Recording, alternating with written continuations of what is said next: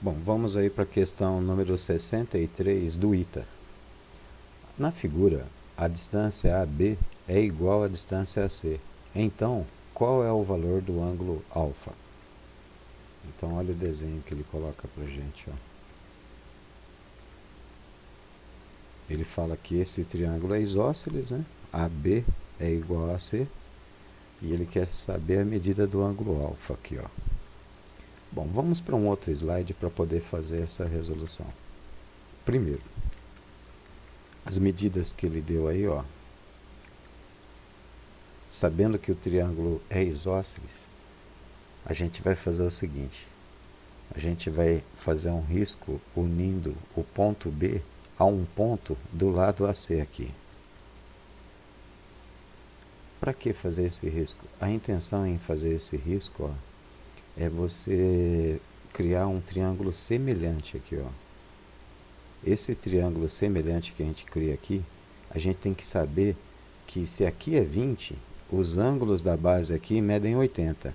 Então, ó, se aqui mede 20, esse ângulo e esse daqui vão medir 80. Ó.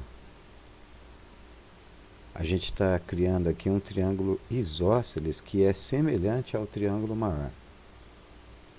É um truque para resolução. Ó. Aqui mede 80, aqui mede 80 também. Ó. Agora, olha a consequência de fazer esse risco aqui e criar um triângulo semelhante. Ó. A construção desse triângulo aí, que a gente chama de BCF, semelhante ao triângulo BCD, a intenção é envolver os 20 graus que ele pôs aqui. Ó. Envolver os 20 graus nessa região aqui, através dessa semelhança. Aproveitar essa medida de 20 graus aqui na base. E agora a gente vai conseguir fazer um outro triângulo e envolver o alfa, onde está a incógnita. E antes disso, ó, primeiro a gente tem que ver o seguinte, que aqui mede 80, aqui mede 80 também. Ó. Então esse ângulo aí tem que medir 20.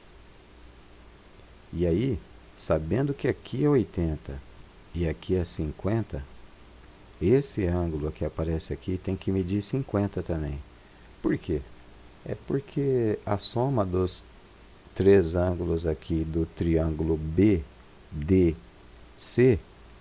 tem que dar 180 graus. Para dar 180 graus, se aqui tem 80 e aqui tem 30, esse ângulo, quer dizer, se aqui tem 80 e aqui tem 50, esse ângulo tem que ser 50 também. Agora, como esse triângulo é isoângulo, ele também é isósceles. Significa que essa medida aqui é igual a essa daqui. Ó. Então, observem, ó, o triângulo BCD é isoângulo, portanto isósceles. A medida BC é igual à medida CD. Bom, agora vamos fazer um outro risco, unindo D e F, que era onde a gente queria chegar. Montar esse triângulo aqui, ó. Quando a gente monta esse triângulo aí, a primeira coisa que a gente tem que observar é que esse ângulo aqui, ele mede 40, ó.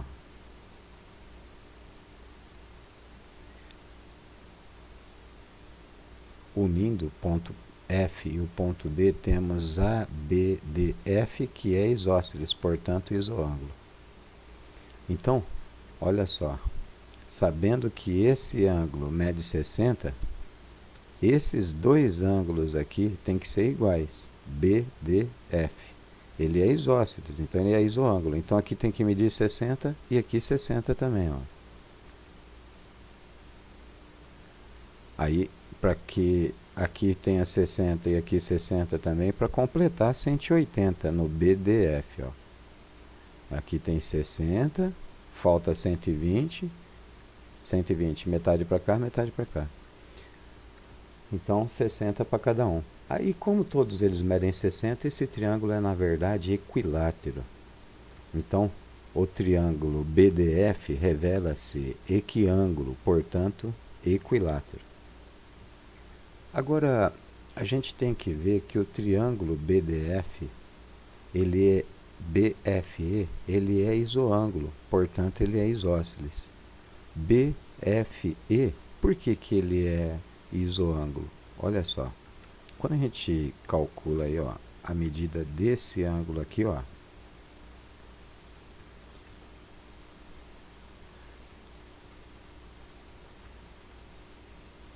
a gente vê que para somar 180, ó, sabendo que aqui é 40, ó, para somar 180, esse ângulo e esse ângulo tem que ser 40 os dois, ó. Então ele é isósceles. Essa medida é igual a essa. Então, ó, DFE é isósceles, portanto isoângulo. DFE. Agora chegamos no triângulo que nós queremos, ó. Nós sabemos então que aqui é 40, ó. E aqui mede alfa mais 40. Muito bem, agora basta somar os três ângulos aí. Alfa mais 40, mais alfa mais 40, mais 40 tem que dar 180. 2 alfa tem que ser igual a 60. Então alfa tem que ser igual a 30. Então tá aí, questão número 63 do ITA. Alfa igual a 30.